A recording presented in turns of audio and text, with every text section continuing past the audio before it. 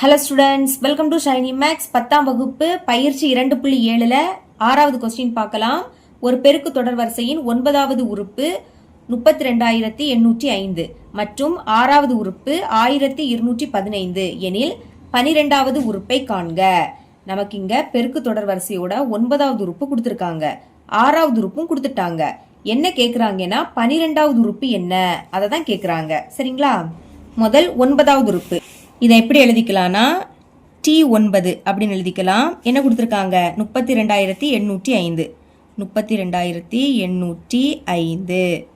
Okay, அடுத்து 6வது உறுப்பு இதை T6 அப்படின்னு எழுதிக்கலாம். 1215. 1215. ஓகே, என்ன கேட்குறாங்க? 12வது உறுப்பை காண்க. நம்ம இங்கே 12வது உறுப்பு கண்டுபிடிக்கணும். T12 இதோட மதிப்பு என்ன, அதை தான் கேட்குறாங்க. இது கண்டுபிடிக்கணும்னா ஏயோட மதிப்பும் ஆரோட மதிப்பும் முதல் கண்டுபிடிக்கணும். அதுக்கு தந்திருக்கக்கூடிய மதிப்பை வச்சு 2 சமன்பாடை உருவாக்கலாம். ஓகேங்களா? இங்கே என்ன ஃபார்முலா யூஸ் பண்ண போகிறோன்னா TN formula, A × R n-1. இந்த ஃபார்முலா தான். இப்போ பாருங்க, இது இப்படி இருக்கா, அதை இப்படி மாற்ற போகிறோம். ஓகேங்களா? A × R அதோட மதிப்பு தெரியாது, அதனால அதை அப்படியே எடுத்து எழுதிக்கணும். இனி என்னுடைய பிளேஸில் இங்கே என்னது இருக்குது? 9 இருக்குது. அப்போ எண்ணுக்கு பதில் 9 எழுதியாச்சு.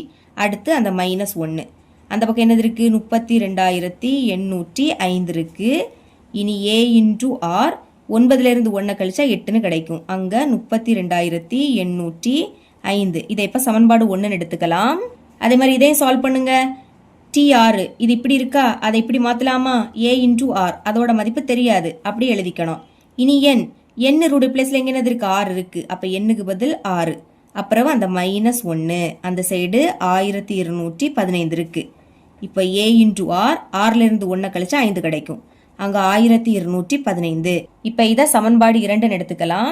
இப்போ என்ன பண்ண போறேன்னா சமன்பாடு 1 சமன்பாடு 2ஆல் வகுக்க போகிறேன். ஏன்னா இங்கேயும் A இருக்குது, இங்கேயும் A இருக்குது. அப்போ கேன்சல் ஆகிடும். ஓகே, வகுக்கலாம். சமன்பாடு 1 வகுத்தல் சமன்பாடு 2. கொஞ்சம் ஸ்பேஸ் விடுங்க, ஏன்னா இங்கே கேன்சல் பண்ணணும். இப்போ சமன்பாடு 1ல் இடது பக்கம் என்னது இருக்குது? A × R⁸ 8. பைக்கு கீழே 2வது சமன்பாடு எடுத்து எழுதிக்கணும். 2வது சமன்பாட்டில் இடது பக்கத்தில் A × R⁸ 5. A × R⁸ 5 சமம். மறுபடியும் சமன்பாடு 1 பாருங்க. சமன்பாடு 1ல் வலது பக்கத்தில் என்ன இருக்கு? 32,805 பை. அடுத்து கீழே சமன்பாடு 2. இங்க வலது பக்கம் 1215 இருக்கு. ஓகே, இப்போ பாருங்க, கேன்சல் பண்ணலாமா? கீழே உள்ள ஏயும் மேலே உள்ள ஏயும் கேன்சல். இப்போ இங்கேயும் 6 இருக்கு, இங்கேயும் 6 இருக்கு. அப்போ 6 ஒரு வாட்டி எழுதணும். எழுதிக்கிட்டு வகுத்தல்ல இருக்கு. வகுத்தல்ல இருந்துன்னா அடுக்க கழிக்கணும். சரிங்களா? 8லேருந்து 5 கழிச்சா 3ன்னு கிடைக்கும். புரியுதா? மேலே 6 இருக்கு, கீழே 6 இருக்கு. அப்போ பொதுவாக 6 ஒரு வாட்டி எழுதணும். எழுதிக்கிட்டு வகுத்தல்ல இருக்கிறதுனால இதோட அடுக்க கழிக்கணும். 8லேருந்து 5 கழிச்சா 3ன்னு கிடைக்கும். இனி இங்கே கேன்சல் பண்ணலாமா? 5ஆம் வாய்ப்படி கேன்சல் ஆகும். முதல் 32 எடுத்துக்கலாம். 32ல் 5 6 வாட்டி இருக்கும். 6 5 30. 32ல இருந்து 30 கழிச்சா பாக்கி 2. இது இப்போ 28. அப்போ 5 25. 28ல இருந்து 25 கழிச்சா பாக்கி 3. இது இப்போ 30. அப்போ 6 5 30. இனி 5 இருக்கு, ஓர் 5 5. கீழே கேன்சல் பண்ணுங்க. 12. 12ல் 5 2 வாட்டி இருக்கும். 5 10. 12ல இருந்து 10 கழிச்சா பாக்கி 2. இது இப்போ 21. அப்போ 4 5 20. 21ல இருந்து 20 கழிச்சா பாக்கி 1. இது இப்போ 15. 3 5 15. இனி 3 எப்படி கேன்சல் பண்ணலாம்? 3 6. 5ல் 3 ஒரு வாட்டி தான் இருக்கும். ஓர் 3 3. 5ல இருந்து 3 கழிச்சா பாக்கி 2. இது இப்போ 26. இனி 8 3 24. 26ல இருந்து 24 கழிச்சா பாக்கி 2. இது இப்போ 21. அப்போ 7 3 21. இதே 3 எப்படி கேன்சல் பண்ணிடலாம்? 24 எடுத்துக்கோங்க.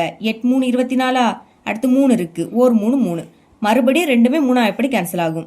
21 எடுத்துக்கலாம். 7 3 21. 8ல் 3 2 வாட்டி இருக்கும். 3 6. 8லேருந்து 6 கழிச்சா பாக்கி 2. இது இப்போ 27. அப்போ 9 3 27. இதே 3 எப்படி கேன்சல் பண்ணிருங்க? 3 6. 8லேருந்து 6 கழிச்சா பாக்கி 2. இது இப்போ 21. 7 3 21. மறுபடியும் இது ரெண்டும் 3 எப்படி கேன்சல் ஆகும்? 3 6. 7லேருந்து 6 கழிச்சா பாக்கி 1. இது இப்போ 12. 4 3 12. இனி இங்கே 9 இருக்கு, 3 3 9. இங்கே இது 9 3 27. மறுபடியும் 3 எப்படி கேன்சல் ஆகும்? 24 எடுத்துக்கலாம். 8 3 24. இங்கே 3 இருக்கு, ஒரு 3 3. இங்கே 3 3 9. மறுபடியும் 2 3 எப்படி கேன்சல் ஆகும்? 3 6. 8லேருந்து 6 கழிச்சா பாக்கி 2. இது இப்போ 21. 7 3 21. இங்க ஓர் 3 3.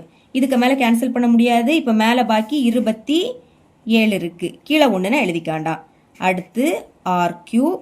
இப்ப 27 எப்படி எழுதலாம்? 3 கியூப்னு எழுதிக்கலாமா?